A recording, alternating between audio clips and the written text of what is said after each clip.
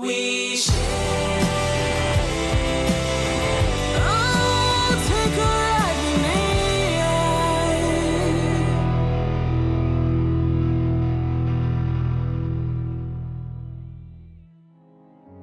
My name is Ibrahim Gyang Ishaku, the fifth in a family of 6 and the only son. I was born in Jos, Plateau State, Nigeria. I am Birom. My childhood is full of mixed feelings. I had my happy times and trying moments. Reason being that I'm from a polygamous home, and as it is common with polygamous home, the attention from parents is always divided. Apart from coming from a polygamous home, I'm also from a broken family, because at a point my mom was sent out of the house. Today she's in, tomorrow she's sent out, until she died in 2006. Why I said my childhood is full of mixed experiences is because I grew up in a family where, though we had the resources to go to school, but the opportunity to go to school was not there because of the problems in the house. In fact, I'm the only son, as I said, which would have given me the opportunity, the privilege other male children enjoy in my culture. But because of the challenges at home, I wasn't given that opportunity. I remember I started hustling to take care of my needs at the age of 13. At age 13, I started mining. I mined tin, and from mining, I had a lot of, I had I was exposed to lifestyles that a young boy shouldn't experience or see. But today I ask myself, why was I not involved in drugs? Why was I not involved in alcohol and those vices? And I discovered it's just the grace of God. And I thank God, because God has blessed me with people around me that guided me and advised me, not really from my family, but I live to give testimony of my mom, because she never gave me that preferential treatment other male children have, though I'm her only son.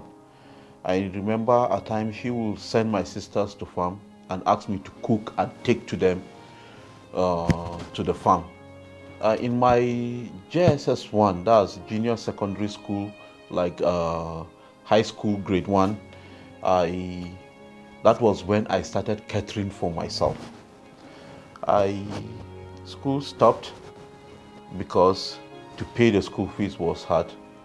My mom was the one paying the school fees with the help of some people. I remember she couldn't even wear good clothes because she wanted me to go through school. So I finished my secondary school in the year 2002, though I was supposed to finish earlier. But because of the inconsistencies in school and non-payment of school fees, I couldn't continue school, or I had some breaks in school. Again, I was in a private school, a mission school, but in my SS2, that's senior secondary school, that will be around grade 5, I had to be sent out of school because I couldn't pay my school fees. And then my mom had started having some challenges with her health. Things were hard on us, so I couldn't continue. I left the school to a government school where school fees was less. Even there, I couldn't continue, couldn't pay my school fees. So, but with the help of a family who took me in and accommodated me. Now, let me just give us a preamble here. My dad had a very big compound where he had tenants. He had people working under him that he accommodated. He was providing their needs, his workers in his farm. But as a son, because of the problem we had, we were sent out of home. I had to go squat with a family because of the problems from home, which none of us, the 6 children, none of us knew how it started. We were born into the problem. But they said where 2 elephants fight is the grass that suffers. In this case, we the children were the grass that suffered the fight between our parents. When I was done with secondary school, in fact, during my secondary school, I leave school for some days to go look for menial jobs like digging of wells, like digging of foundation, soccerways, working on building sites to meet my needs. So when I was done with secondary school, myself with some of my friends that we grew up with went deep into that work. And 2002, nothing happened. 2003, nothing happened.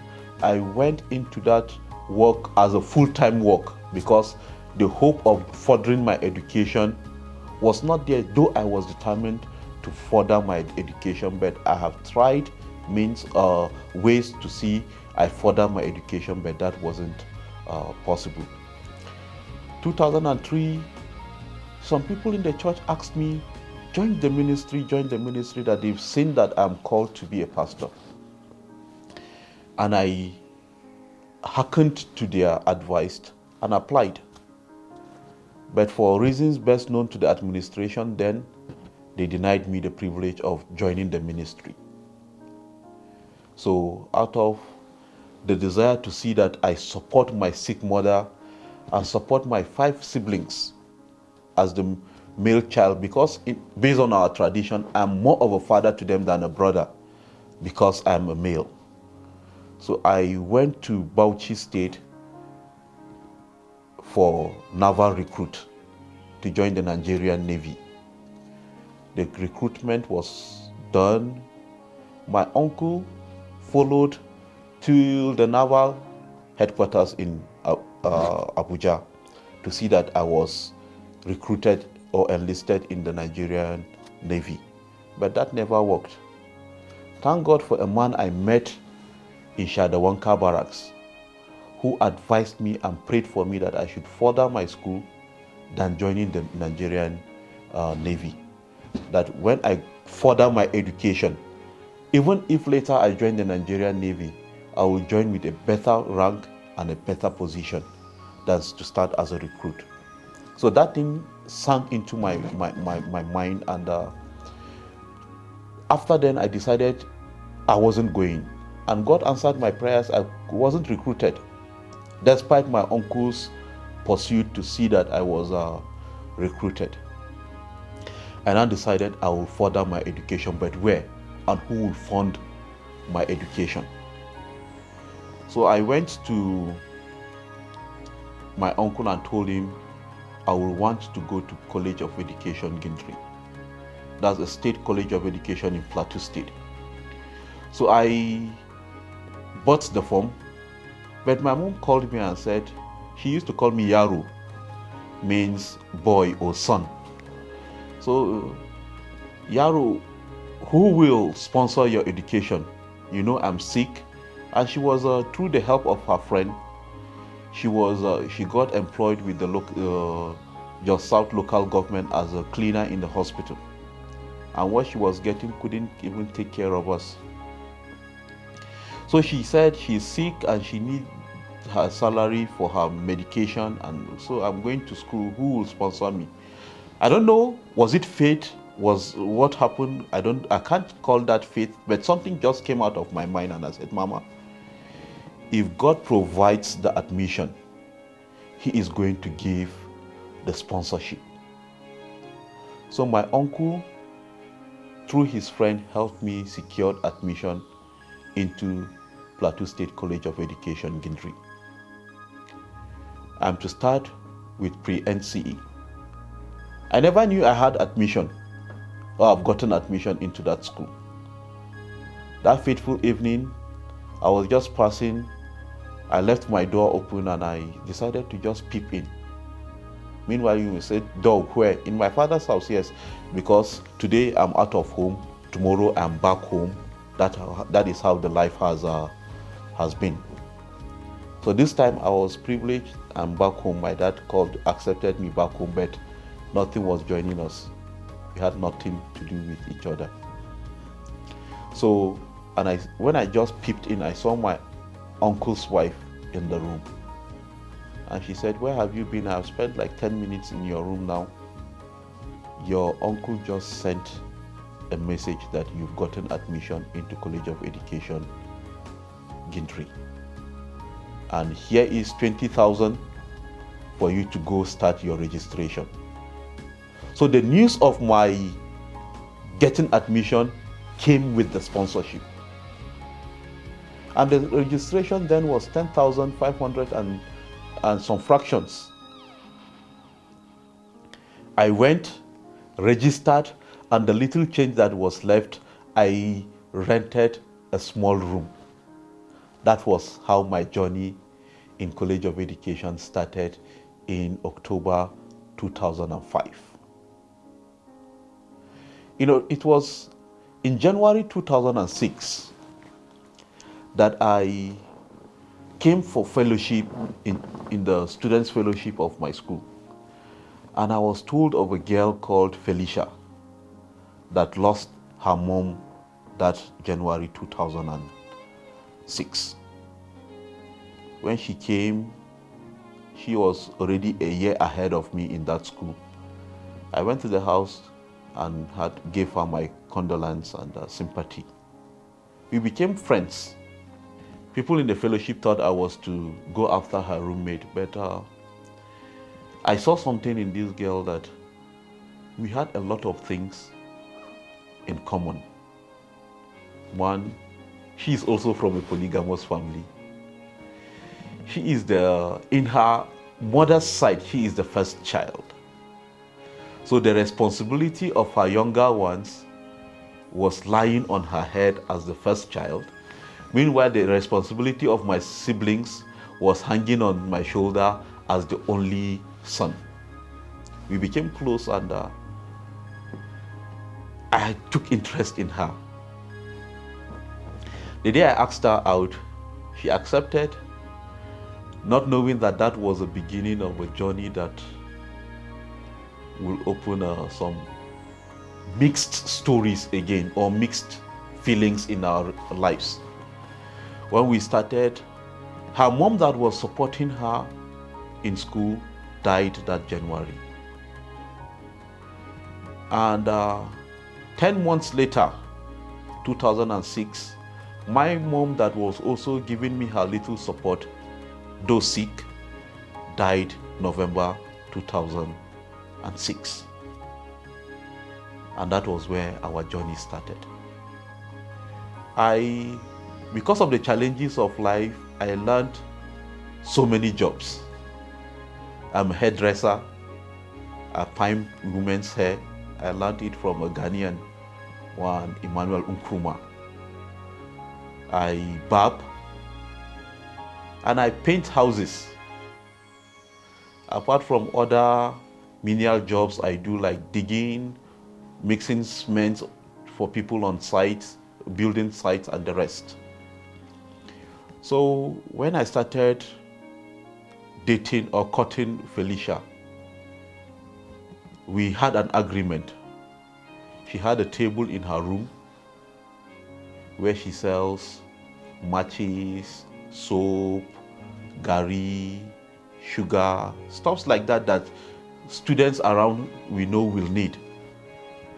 So for us to raise money, I will leave school for 1 week, 2 weeks to work, raise money, buy those things, then put on her table so that she will sell. And that was how we were able to raise money for handouts. We were able to raise money for even our feeding in school with the support of some relations like my uncle and some of her friends around. Now, life became tougher. Not knowing that when I asked Felicia out, some people had interest in her but couldn't tell her. So my friends that were close to me left us because they were feeling, why should I go out with a girl they had interest in? In fact, I later discovered that she never told me why we were really having that relationship or in that courtship, that a woman that I respected, I thought she was more of a mother, told her that why would she accept a boy without potentials? Why would she accept a boy that has no future?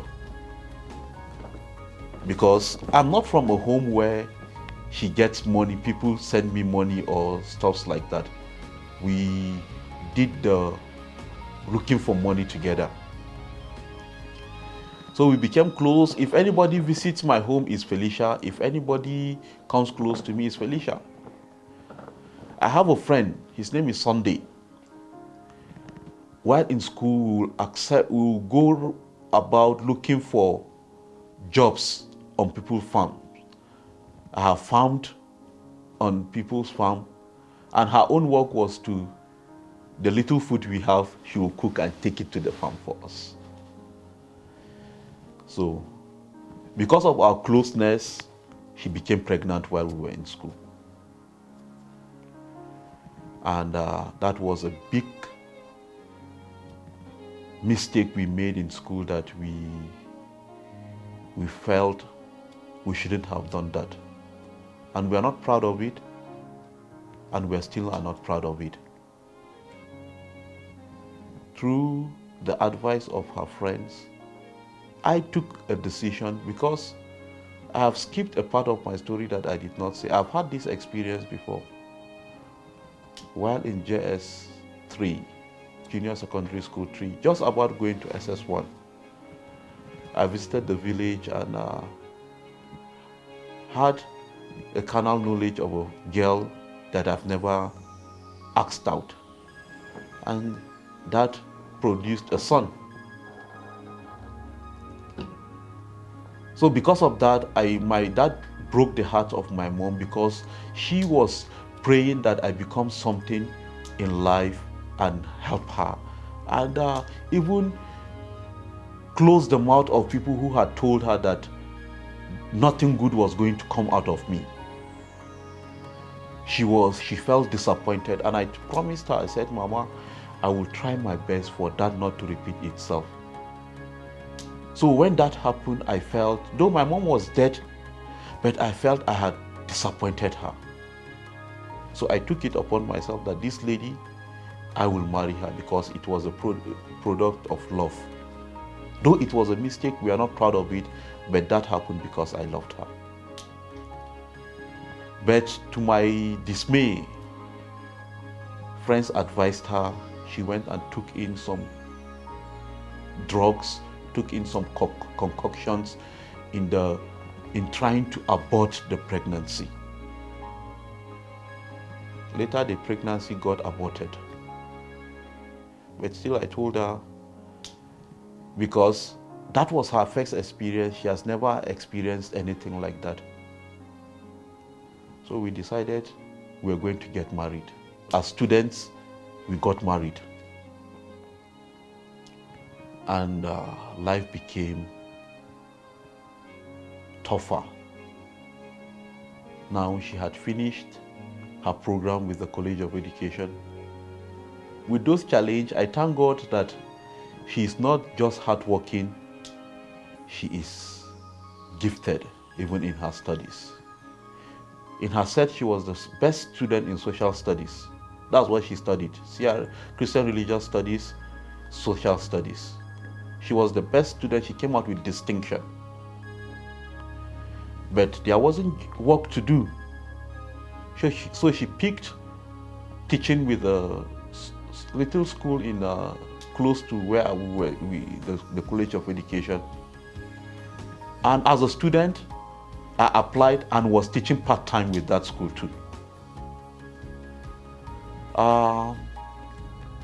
How do we raise our rent? Was another story. She was paid 5,000 naira and I was paid 4,000 naira because she was a staff and I was a part-time teacher. And I hadn't my certificate. But maybe they saw something that allowed me work in the school. We rented will I call that a room? A house? We rented a space, very little, that we had a 10 spring mattress,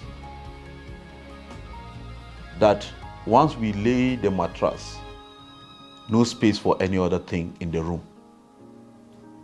So our landlord now gave us he had an old iron bed. Is a bed with like a meter or so thereabout legs. That the bed was 8 spring. So why we collected the bed was for us to lay our mattress in the morning, then arrange our things under the bed so that we'll have space. So in the morning we'll lay our mattress on the bed, then arrange our things under the bed. In the evening, if we want to sleep, we'll pick those things and put on the bed, on the iron bed, then arrange our mattress under the bed so that the space in the room could carry that. That was what happened until God provided a space and we graduated. When we finished, we came home. Who will feed me? Because traditionally, if you are married, it means you are up to taking responsibility. So who would feed me? Who would take care of my wife? Who would take care of our needs?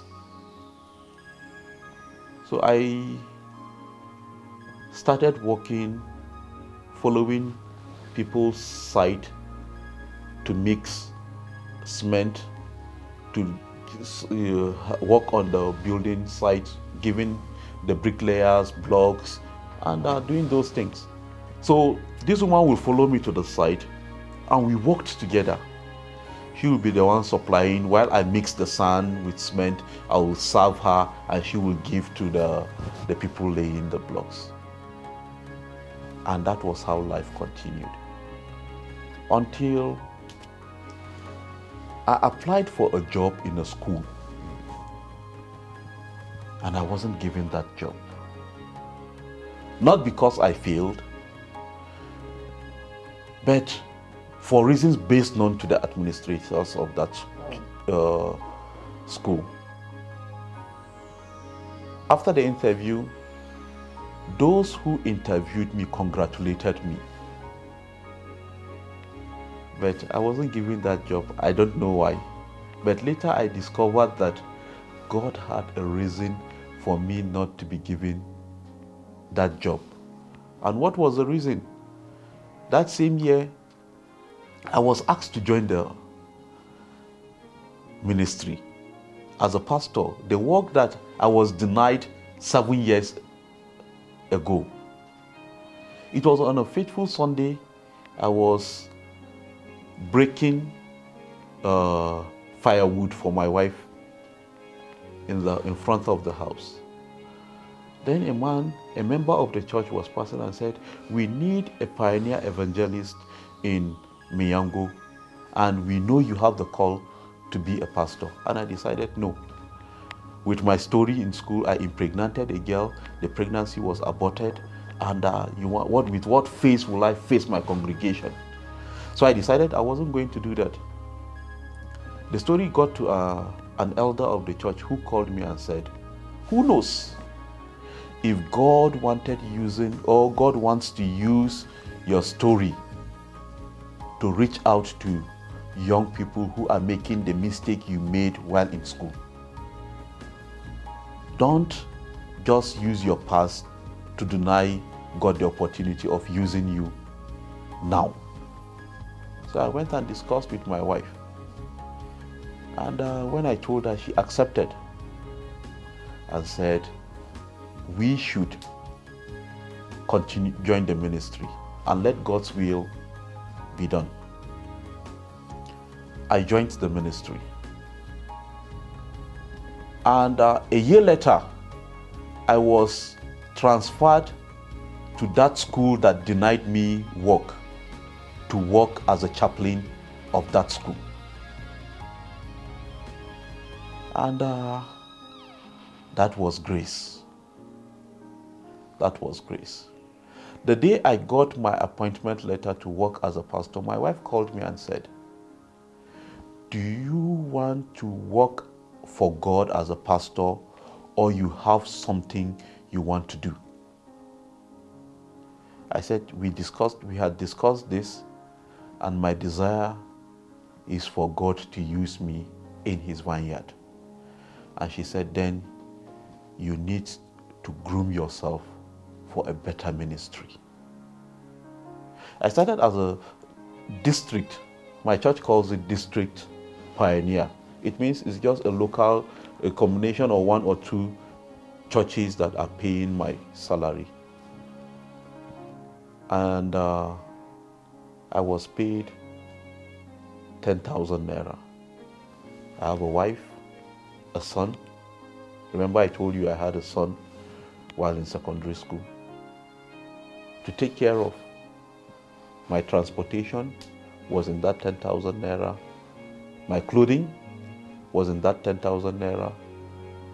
My feeding was in that 10,000 naira. But we prayed a prayer while we were to leave home for ministry, for God to please help us overcome hunger. And I am now getting to 12 years in ministry. I will tell you that the Lord has been faithful. We have never begged for food. But how did life go? This woman called me and said, if you want to work, you better equip yourself for better service. So she said, further your education. A boy that couldn't sponsor himself through NCE, where the school fees was just a peanut. You're asking me to go to a seminary, a private university, that you count the school fees in hundreds of thousands. So, when I took the challenge, the first thing I needed to do was to register for WAEC, because I had little challenge with my papers, to correct my papers. How do I raise 11,000 naira? That is more than my salary to register for WAEC. I discussed with one elder, and it is interesting. This elder gave me a loan of 15,000 naira, that I'll be paying you 1,000 naira every month. So it took me like almost a year and a half to pay the debt of 15,000 naira that I collected. And because I knew how I raised that money, in fact, before now, the 2004, I went for naval recruitment. For me to rewrite my paper, I dug a well for a lady to help me go rewrite my paper in a village. And she never paid me that money, even as I'm talking today. She did not pay me the money for that work. So myself with a friend called Beatrice went, and we spent more than 2 weeks sleeping on a mat. You know, God will always bring people into your life who will help you achieve what you want to achieve in life. When we went for that exams, it was a man we never knew, we never met, who decided to give us a space in his house to spend those weeks there. So I'm just connecting you to tell you that because of the challenges of life, even that time, I couldn't make my papers. But this time, I decided, with the encouragement of my wife, maybe with the experiences I've gotten as a teacher, a trained teacher, I sat down, wrote these exams. Despite the challenges, and made my papers. After that, I worked for 2 years and decided I was going to the University of Jos, part-time program. Though I'm a pastor that needed to go for my theology training. And I got admitted into the University of Jos for a part-time program. One, the challenge I had was most of the lectures were on Saturdays. I don't attend lectures on Saturdays because I'm a Sabbatarian. I don't do exams on Saturdays. And that was a problem.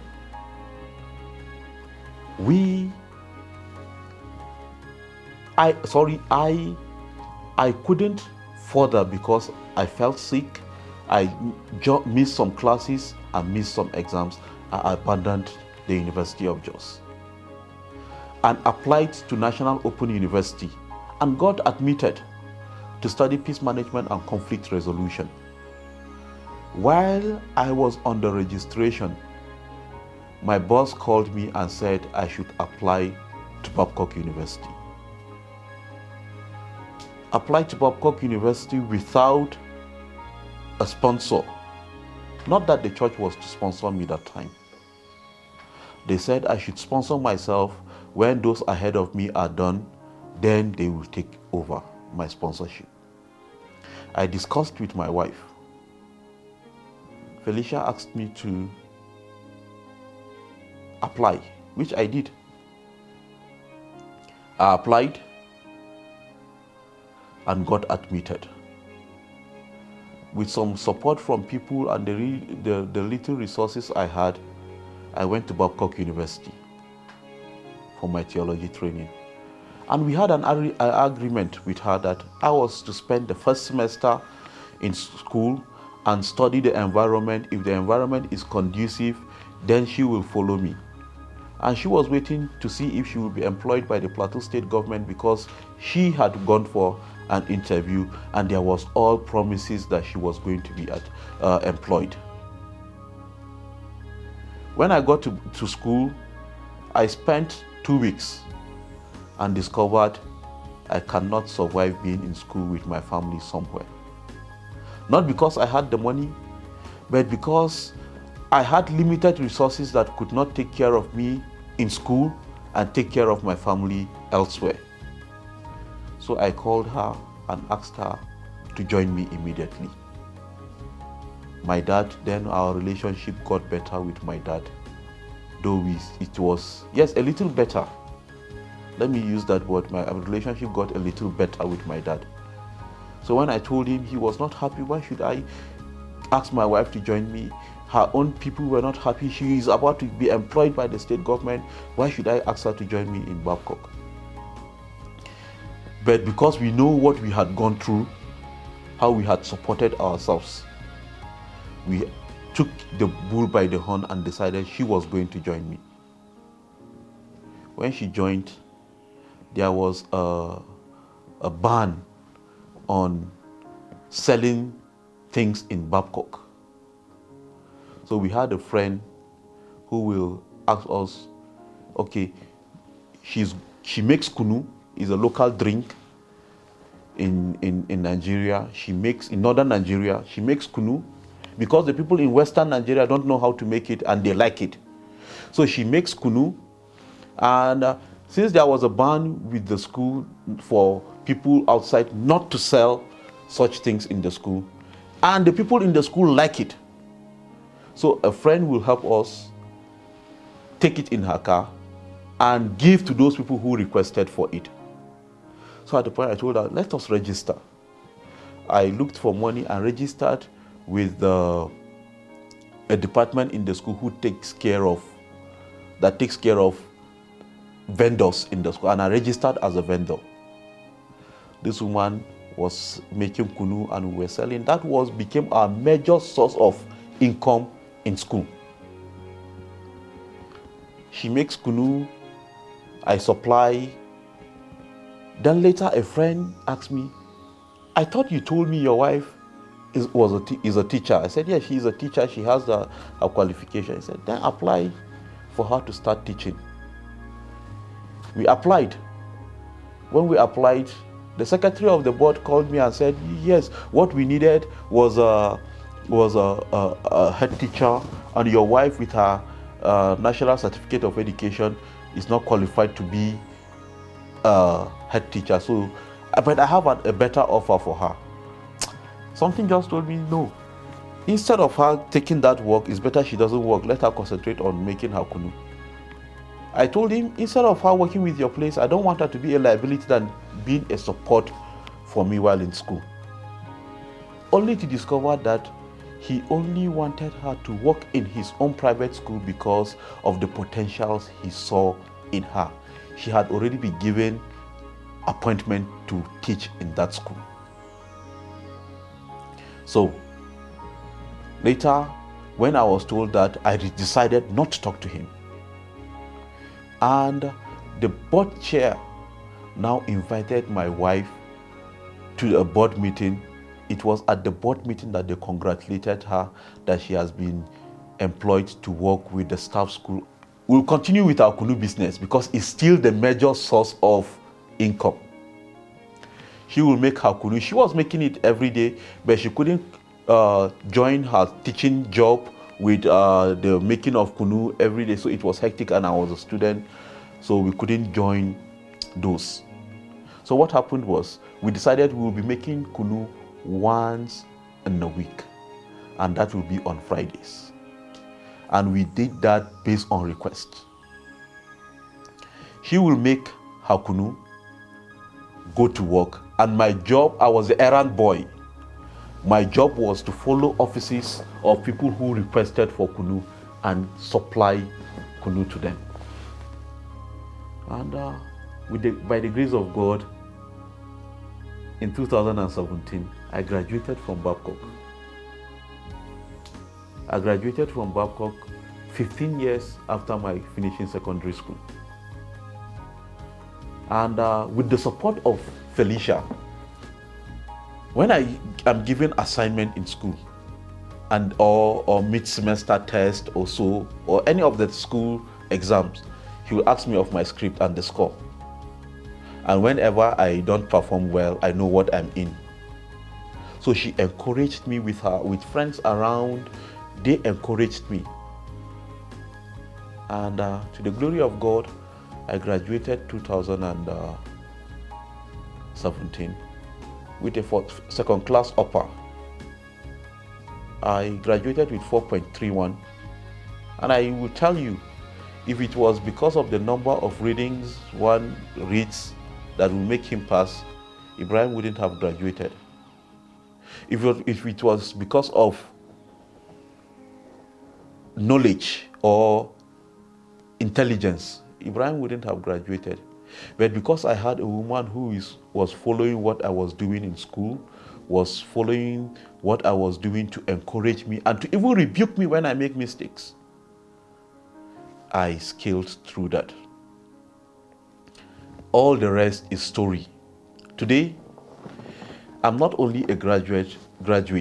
With the support of my wife, I'm an ordained minister of the gospel. I'm also a Master's of Divinity student of Andrews University in Michigan, USA. Now, why am I sharing this story? I'm sharing this story because I want to inspire somebody.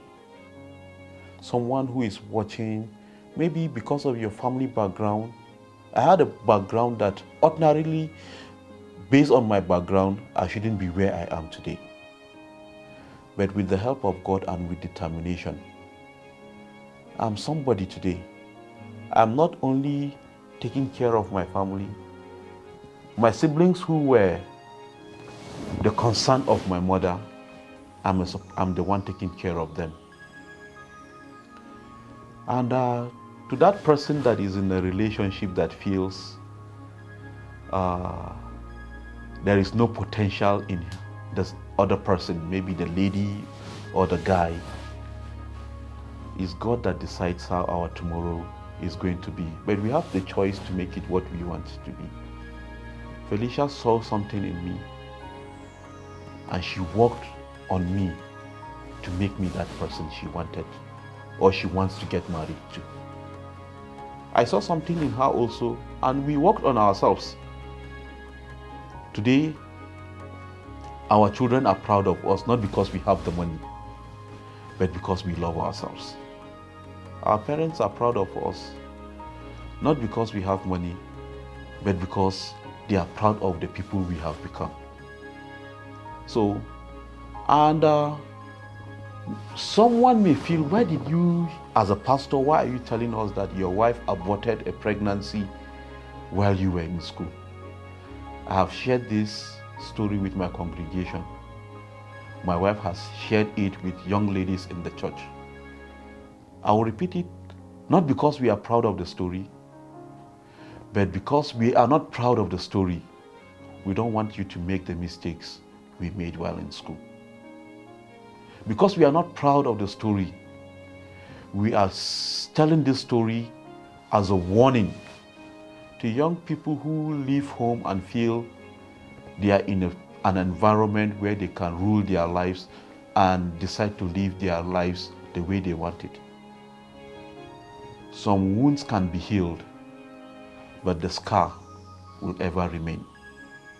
The scar of our past mistakes are still on us, though the wounds are healed. And there are some scars that are ugly that you wouldn't want to see them. So if you have the opportunity of avoiding getting wounded, please avoid it. This is why we are sharing this story, so that you will not repeat.